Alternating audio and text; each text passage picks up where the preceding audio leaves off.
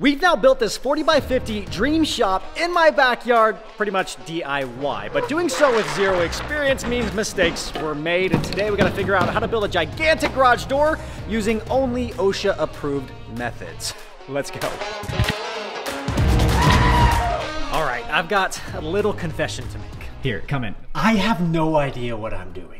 So after spending way too much time across the interwebs, lifting and shifting some of the knowledge and skills that actual builders do have, on the build show today, we're talking... we've at least gotten ourselves to this point. The 40 by 50 dream shop shell in my backyard. But for today, we're gonna go ahead and start with our garage door frame. And since I don't know what I'm doing, I've decided to just err on the side of caution and overbuild it. So, let's go.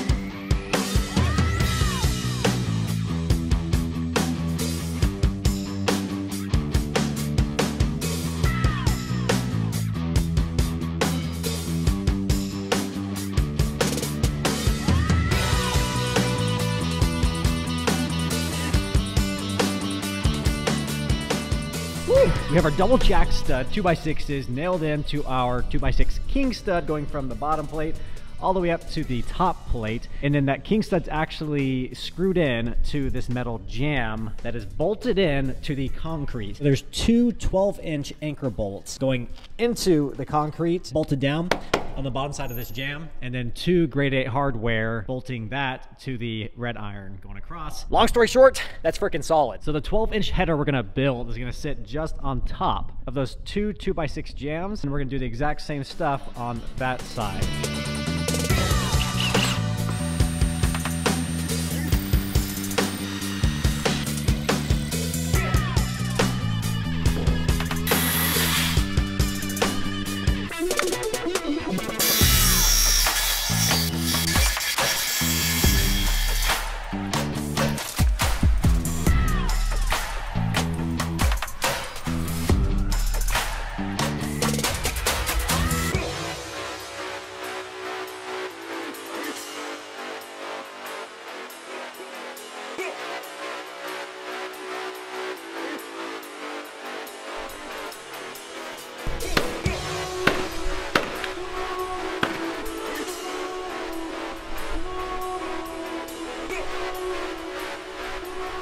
This is gonna be fun. Getting that there.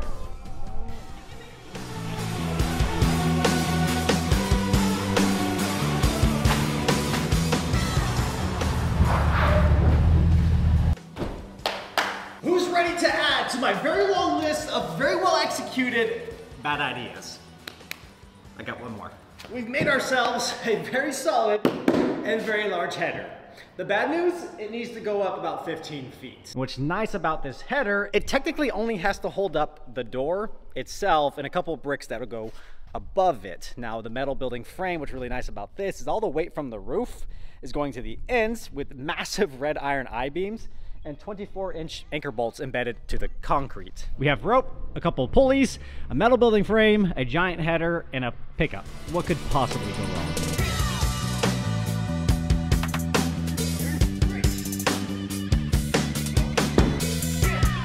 You know, I can't see anything possibly going wrong in this situation. Wish me luck. Here we go.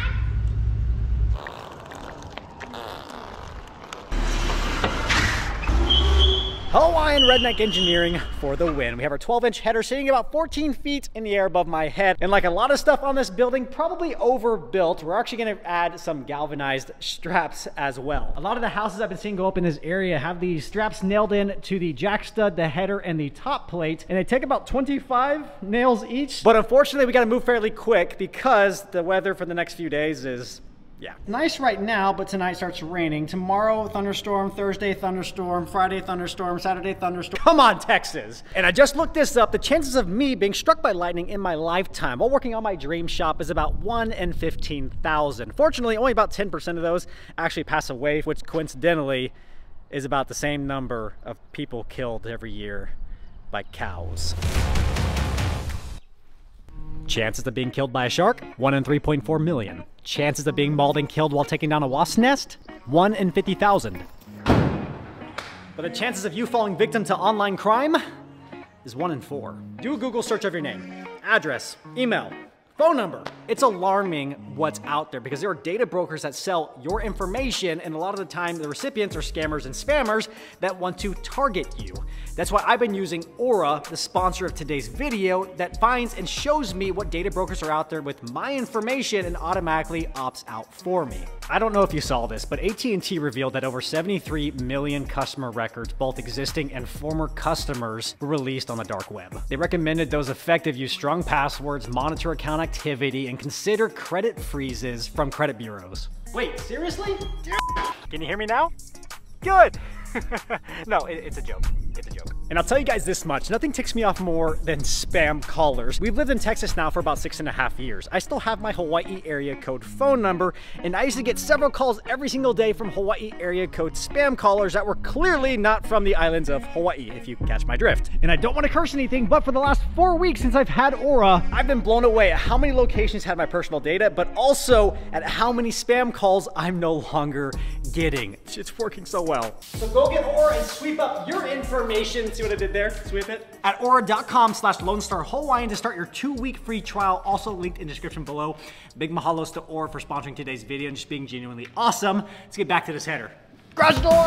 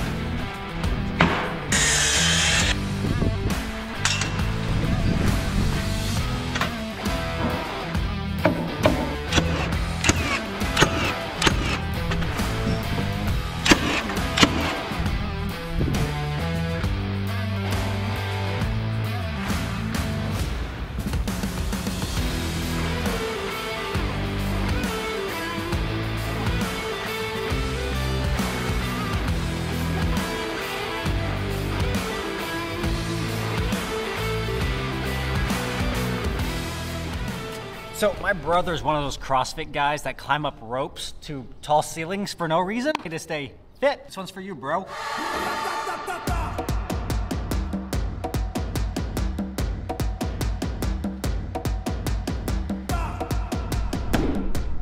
CrossFit. Garage door frame.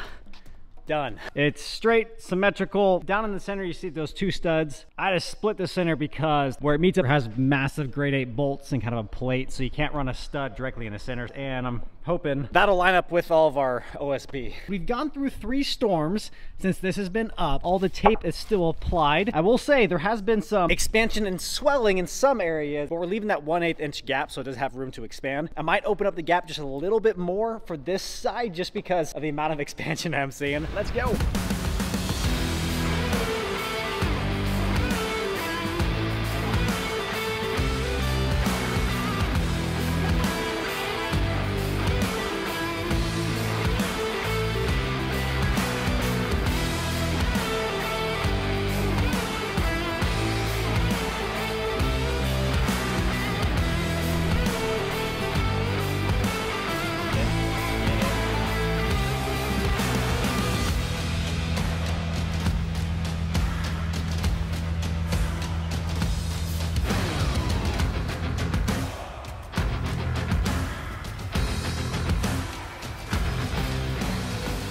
up, guys? It's Saturday. Let's go. It's been a crazy day already. We had 2 soccer games this morning with both our boys, and we coached both teams. So needless to say, I'm a little bit tired, but we gotta get this thing done. So the focus for today is finish up the front end, get it fully sheathed and taped. We had some potential for some ugly weather last night, so we tied up the scaffolding. Luckily, it didn't hit us, but unluckily, I just figured out that I've screwed up something on that side of the building, and we're gonna be tearing down a section of that wall, but we'll get more to that in a little bit. So for you guys, back to the time lapse. For me, back to the scaffolding. Here we go again. Let's go.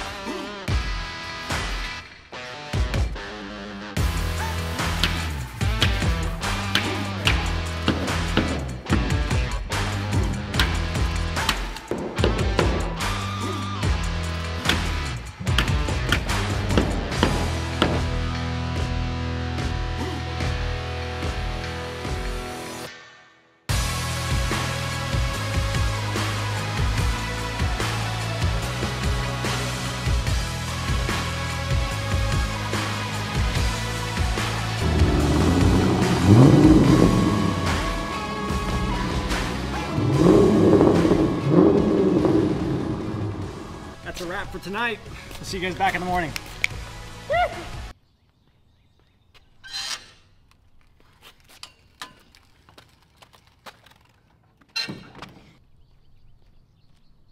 So something I'm going to call out is this window looks smaller than it actually is because I got to take my router and cut out this bottom section still. Similar to all of these windows on that side, we are going to take our router and go ahead and cut along our window frame. I was just too lazy to do it before I put these full sheets on. So that window is actually bigger than it looks, but looking at the front profile of this building, this looks so dang cool now with that door, which has also been ordered and being built. We'll go into detail later on about that door.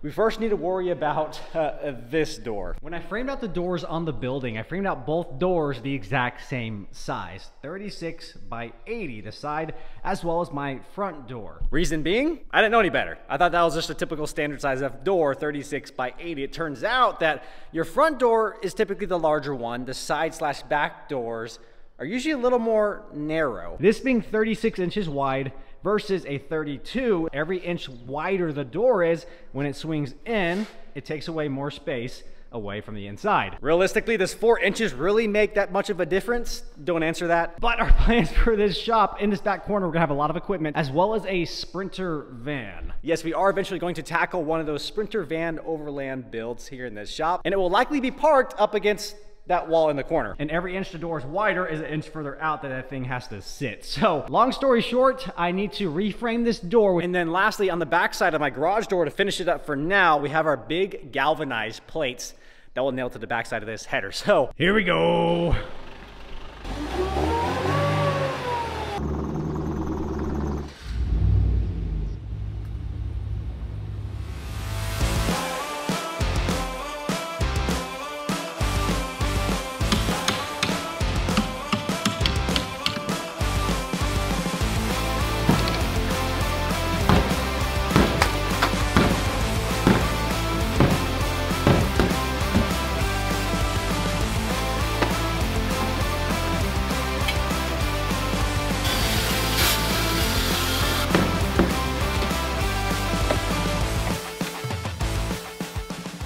wanna go with Lowe's with me? Go to the store? I need to go pick up another king stud because I don't have anything long enough. So we'll go pick up a king stud, go buy that door that's going in that place. We also need to return a few of these. So I ended up picking up 2x10s that were untreated. I realized for my garage door trim on the inside, you do need treated boards. So when that got 2x10 treated, I need to take these back, return those, and come right back. I feel like I'm at Lowe's and Home Depot every day now, but yeah, we're becoming good friends.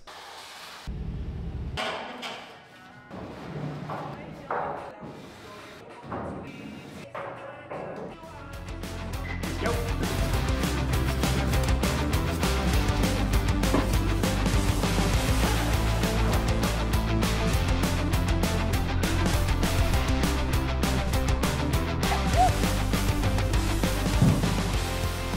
We got 2 doors because one of them was on clearance for $197, originally $700. So we got our front door and side door today. Weren't planning on that, but that's a big win. I am pumped on this. We just got 2 doors in addition to the materials we need to finish up this wall for less than the price of 1 door. I need to build out my bottom plate out further. I'm gonna have to drill into the concrete to lock down 2 anchor bolts, and then we'll add in our king stud, our jack stud, and then we'll have our door at 32 by 80 versus the 36s we had. Minor details, but I told myself when I started this building, I would do it right and not cut corners. So if I made the mistake, I knew I was gonna make mistakes, I go back and fix those mistakes. This is one of those.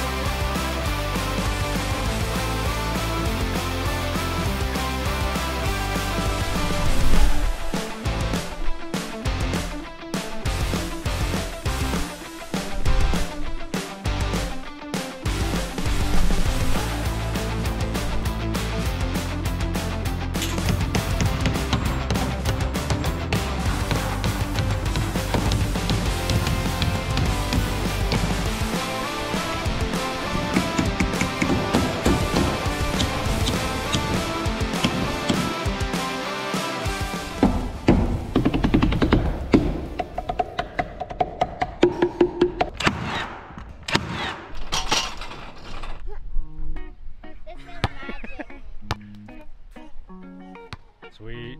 Well, there we have it, guys. That was a lot of work, but I'm happy to say the wall sheathing is complete. We do have to run a trim around that garage door, so technically the size of the garage door is going to be 1.5 inches smaller on every end. This is about 2.5, 3 more weeks of production time plus shipping, so garage doors will be here in the next few weeks. Everything is up, mounted, taped. We have so much work to still do on our dream shop, obviously. We have to build out our soffits, figure out what we're doing for the brick. Before all of that, we need to figure out electrical. And this is the part I've been kind of dreading, because this is the part I cannot do myself. You have to have a licensed electrician to come in here, provide the plans to the city, get the permits, pull the permits, and start the electrical. We got to get from the house all the way out here, which will involve me digging again. Not sure exactly what we're doing yet, but we got to figure that out next. So electrical, doors, windows, and a lot of brick coming soon. If you guys are enjoying this series and this build, do me a huge favor, scroll down, hit the subscribe button below to help this channel continue to grow. But that's gonna be it for today. We're gonna play some basketball. We'll catch you in a few days for our next video. Until that day comes, as always, y'all take care. Ahui ho. Aloha. Yahoo! Watch this, watch this. Rain Man!